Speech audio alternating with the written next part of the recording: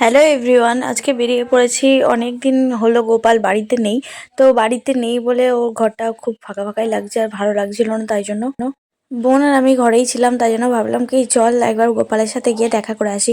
আর এদিকে দেখো প্রাকৃতিক সৌন্দর্যটা তোমাদের সাথে একটুখানি শেয়ার করছিলাম। আকাশের অবস্থা খুবই খারাপ, তার মধ্যে দিয়ে আমরা বেরিয়ে গেছি। আর সকালে আসার কথা ছিল, কিন্তু সকালে আর কিছু কাজ ছিল বলে যাওয়া হয়নি। তা ফাইনালি আমরা চলে এসেছি। এই দেখো আমাদের গোপুসোনা, আর এটা হচ্ছে মাসিদের গোপুসোনা। মাসির বাড়িতে ও এখন আছে। মাসিরা এখন কেউ বাড়িতে নেই, বোন খালি বাড়িতে আছে।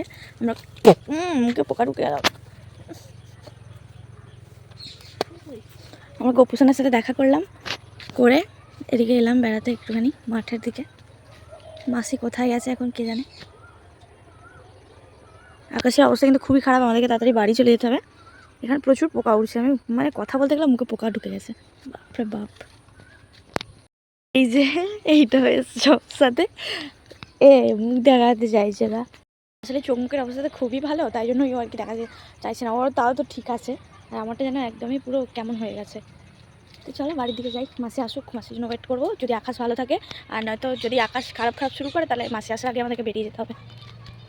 যেহেতু আমাদের অসুখ চলছে, তাই জন্যই ও আর আমাদের বাড়িতে নেই, তাই জন্য মাসির বাড়িতেই চলে এসছে। আর এই দেখো এখানে একটা বড় খাড়া গাছ ছিল, আর আমার বোন এই যে হাত দিয়েছিল ওকে দেখাচ্ছিল। কিন্তু অনেক পেয়ারা হয়েছে, কিন্তু আমাদেরকে তো পেয়ারা খেতে নেই, তাই জন্য প্রচুর পেয়ারা হয়েছে, গাছে পুরো ভর্তি পেয়ারা হয়ে আছে।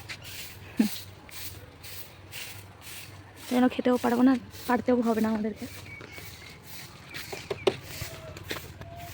এবার পেয়েছি দিক থেকে।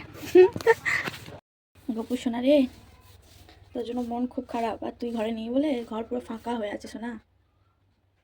ওর মুখটাও দেখো কেমন যেন হয়ে আছে না সোনাটা। বাড়ি চলে আসবি হ্যাঁ সোনা, আকাশ ডাকছে ওদিকে। তারপরে ডাটা গাছ থেকে ডাটাগুলো পারলাম, আর এই ডাটার সাইজটা ছিল খুবই ছোটো, এই জন্য তোমাদেরকে দেখালাম। আর এই এতগুলো ডাটা এখন পাড়া হয়ে গেছে, আমাদের তো কিছুই খেতে নেই, এই ডাটাগুলো খাচ্ছে তরকারি দিয়ে শুধুই। আর এখন এই ডাটাগুলো আমরা বাড়ি নিয়ে যাব, এবার আমরা বাড়িও চলে যাব।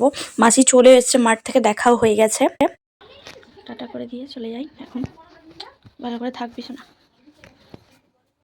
কী করবো, ওকে দেখে মনটা খুবই খারাপ লাগছিল, কিন্তু কিছু করার নেই, নিয়ে তো আর আসতে পারবো না, ওকে ছুতেও পারবো না, তাই দূর থেকেই ওকে একটুখানি ভালোবাসা দিয়ে আমরা বাড়ি চললাম।